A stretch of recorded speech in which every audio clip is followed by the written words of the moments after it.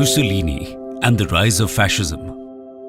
दोस्तों, first world war के बाद यूरोप में बहुत से लोग नेशनल यूनिटी और स्ट्रॉन्ग लीडरशिप की तरफ आकर्षित हो रहे थे। ऐसी सिचुएशन में फैशिज्म का राइज देखने को मिलता है। फैशिज्म टर्म को पहली बार 1919 में बेनिटो मुसोलिनी ने अपनी पॉलिटिकल मूवमेंट को डिस्क्राइब करने के लिए यूज किया। मुसोलिनी ने एंशिएंट रोमन फेशस को अपना सिंबल बनाया। ये एक एक्स के around tied bundle of rods था जो रोम की पावर को रिप्रेजेंट करता था। मुसोलिनी ने फर्स्ट फैशिस्ट रेजिम को एस्टैब्लिश किया था, जिसे आगे चलकर कुछ और देशों ने फॉलो किया, जैसे कि नाजी जर्मनी। लेकिन हर एक देश का फैशिज्म कुछ न कुछ अलग था, इसलिए फैशिज्म की प्रिसाइज डेफिनेशन को लेकर अक्सर स्कॉलर्स डिसएग्री करते हैं। हालांकि इसकी कुछ कॉमन कैरेक्टरिस्टिक्स को लेकर जरूर सहमति नजर आती है। तो आइए सबसे पहले फैशिज्म के कुछ कॉमन फीचर्स के बारे में जानते हैं। Common features of fascism: absolute power of the state.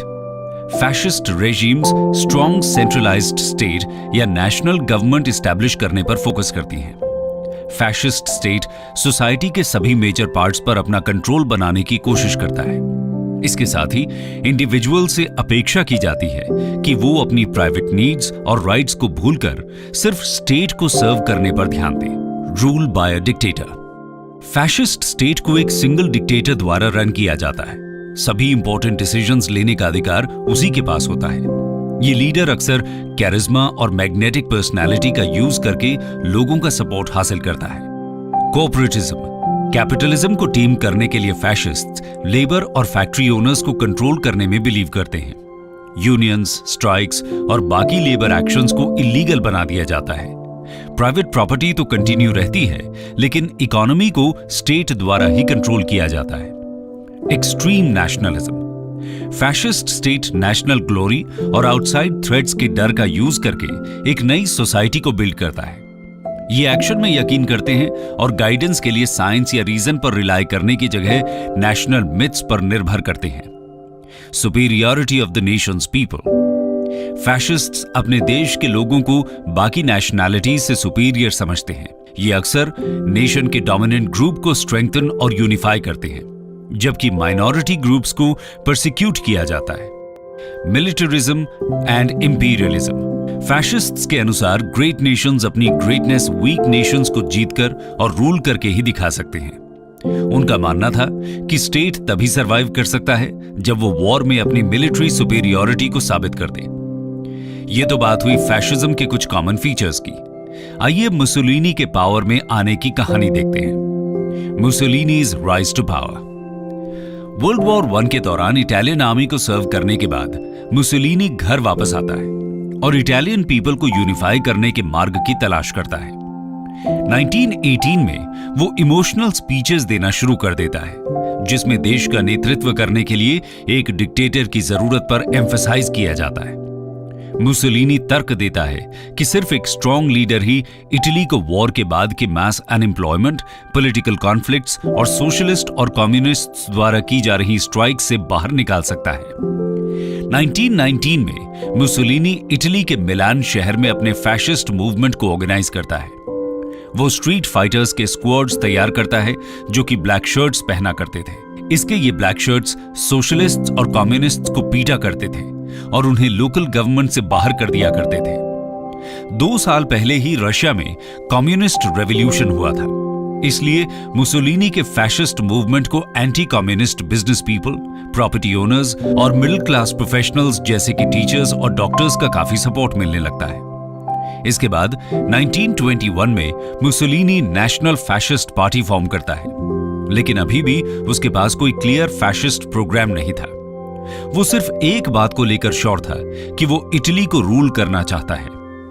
अक्टूबर 1922 में अपने हजारों समर्थकों के सामने दी गई स्पीच में मुसोलिनी कहता है कि या तो गवर्नमेंट हमें दे दी जाए या फिर रोम पर मार्च करके हम उस पर कब्जा कर लेंगे। कुछ दिन बाद ही उसने अपने फॉलोअर्स को इटली की कैपिटल रोम पर मार्च करने के लिए बोल दिया और जैसे ही हजारों की संख्या में भीड़ रोम की तरफ बढ़ी, गवर्नमेंट लीडर्स इतना नर्वस हो गए कि उन्होंने रिजाइन कर दिया। ऐसे में इटली के किंग विक्टर इमैनुअल की कॉन्स्टिट्यूशनल ड्यूटी थी कि वो नए प्राइम मिनिस्टर को अपॉइंट करें, जो कि अगली सरकार फॉर्म करेगा।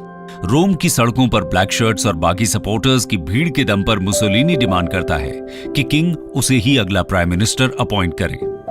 किंग भी उसके सामने झुक जाते हैं और इस तरह 29 अक्टूबर 1922 को 39 साल की एज में मुसोलिनी इटली का यंगेस्ट प्राइम मिनिस्टर बन जाता है। पीएम बनने के बाद मुसोलिनी कैसे इटली में फैशिस्ट स्टेट एस्टैब्लिश करता है वो जानते हैं। The fascist state. मुसोलिनी 1924 में इटालियन पार्लियामेंट के लिए नए इलेक्शंस करवाता है। इसमें बड़े स्केल पर फ्रॉड होता है और लोगों को डराया धमकाया भी जाता है।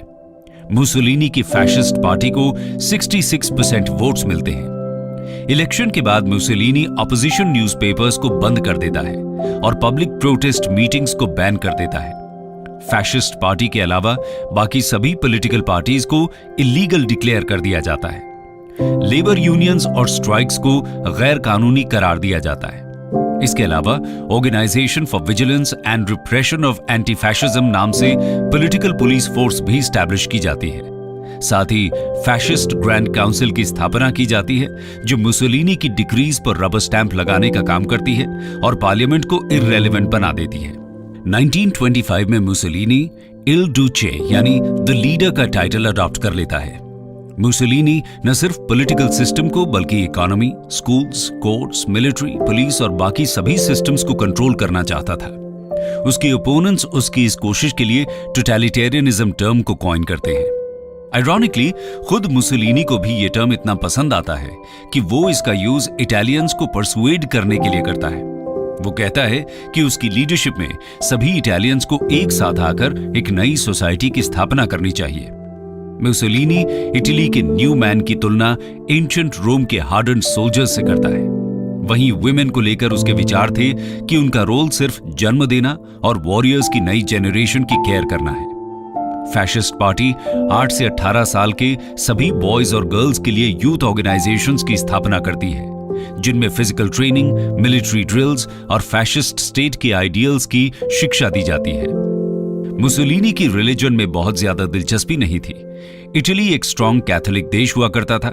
चर्च उसकी फैशिस्ट रेजिम का विरोध न करे, इसलिए मुसोलिनी अबॉर्शन और डिवोर्स के अगेंस्ट प्रो कैथोलिक पॉलिसीज को अडॉप्ट करता है।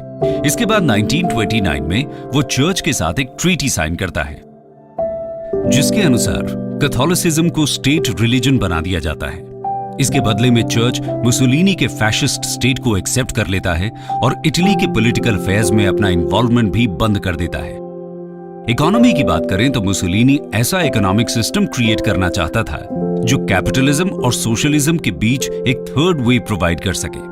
इसी एम को ध्यान में रखते हुए 1930s के दौरान मुसोलिनी इंडस्ट्री, एग्रीकल्चर और इकोनॉमिक सर्विसेज को स्टेट कंट्रोल्ड लेबर यूनियंस और एम्प्लॉयर एसोसिएशंस में ऑर्गेनाइज कर देता है, जिन्हें कॉरपोरेशंस कहा जाता है। इन सभी यूनियन और एम्प्लॉयर कॉरपोरेशन के हेड्स को गवर्नमेंट ऑफिशियल्स द्वारा अपॉइंट किया जाता था।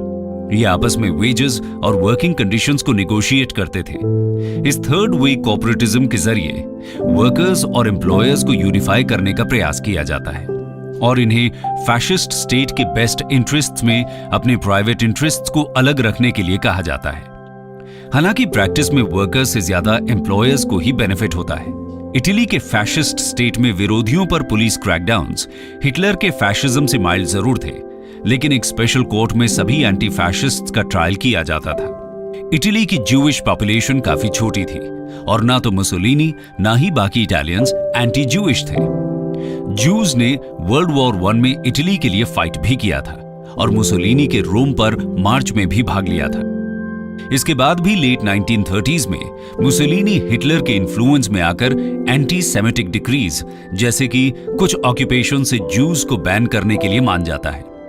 और जब सेकेंड वर्ल्ड वॉर के दौरान जर्मन्स इटली के कुछ पार्ट्स को ऑक्यूपाई कर लेते हैं, तब वो इटली के 20% ज्यूज को नाजी कॉन्सेंट्रेशन कैंप्स भेज देते हैं, लेकिन मुसोलिनी उन्हें रोकने के लिए कुछ भी नहीं करता। सेकेंड वर्ल्ड वॉर शुरू होने से पहले तक मुसोलिनी के फैशिस्ट स्टेट के लिए पॉपुलर सपोर्ट काफी हाई रहता है, उसकी लीडरशिप का कैरिज्मेटिक स्टाइल बहुत से लोगों को कन्विंस कर देता है कि इटली ग्रेटनेस के रास्ते पर अग्रसर है। 1929 में जब ग्रेट डिप्रेशन आता है तो मुसोलिनी तेजी के साथ एक्ट करते हुए पब्लिक कंस्ट्रक्शन प्रोजेक्ट्स के बड़े प्रोग्राम शुरू कर देता है, जिससे बहुत से जॉबलेस इटालियंस को वापस काम मिल जाता है। इस तरह इटली के अंदर मुसोलिनी अपना डोमिनेंस स्थापित कर लेता है। अब बात करते हैं उसकी फॉरेन पॉलिसी की। मुसोलिनीज फॉरेन पॉलिसी। मुसोलिनी का मानना था कि दुनिया के स्ट्रॉन्ग नेशंस का यह नेचुरल राइट है कि वो वीक नेशंस को रूल करें। वो फिजिकल स्ट्रेंथ, डिसिप्लिन, ओबीडियंस और करेज जैसी मिलिट्री वैल्यूज को ग्लोरीफाई करता था। मुसोलिनी कहता है कि पूरी जिंदगी की शांति से अच्छा युद्ध भूमि पर बिताया हुआ 1 मिनट है। इसी सोच से प्रेरित होकर वो इटली को बहुत से वॉर्स में इन्वॉल्व करता है। 1935 में मुसोलिनी इथियोपिया के इन्वेजन का ऑर्डर देता है, जो कि एक पुअर अफ्रीकन कंट्री था।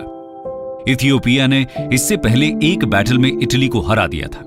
इसी का बदला लेने के लिए मुसोलिनी प्लेन्स, आर्टिलरी और पॉइजन गैस तक का यूज इस इन्वेजन में करता है। 1939 में मुसोलिनी हिटलर के साथ पैक्ट ऑफ स्टील साइन कर लेता है, जिसके अनुसार वॉर होने पर दोनों देश एक दूसरे की हेल्प करने के लिए कमिट करते हैं। और कुछ ही मंथ्स के बाद हिटलर पोलैंड को इन्वेड करता है और सेकेंड वर्ल्ड वॉर शुरू हो जाता है। लेकिन मुसोलिनी जून 1940 में जाकर हिटलर को ज्वाइन करता है। इसके बाद वो ग्रीस को इन्वेड करने का फैसला करता है, लेकिन उसकी आर्मी बुरी तरह हार जाती है और जर्मन ट्रूप्स द्वारा उन्हें रेस्क्यू करना पड़ता है। 1941 में मुसोलिनी अपने 2 लाख सोल्जर्स को हिटलर के सोवियत इन्वेजन में हेल्प करने के लिए भेज देता है, जहां हार्श विंटर और सोवियत गोरेला फाइटर्स द्वारा बड़ी संख्या में इनकी मृत्यु हो जाती है।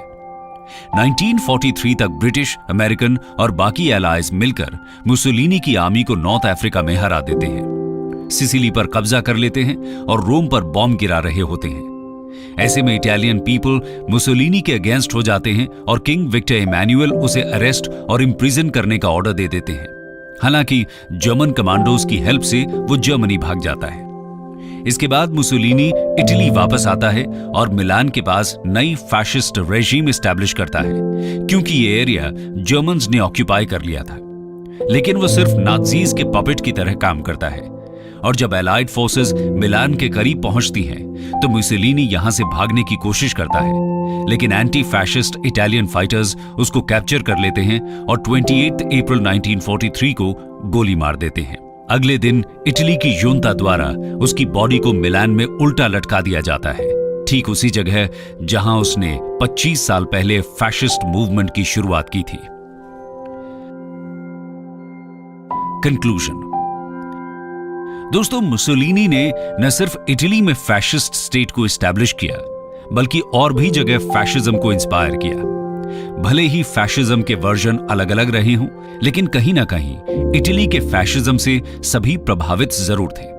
फिर चाहे वो हिटलर का फैशिज्म हो या स्पेन में जनरल फ्रैंको द्वारा एस्टैब्लिश्ड फैशिस्ट स्टेट।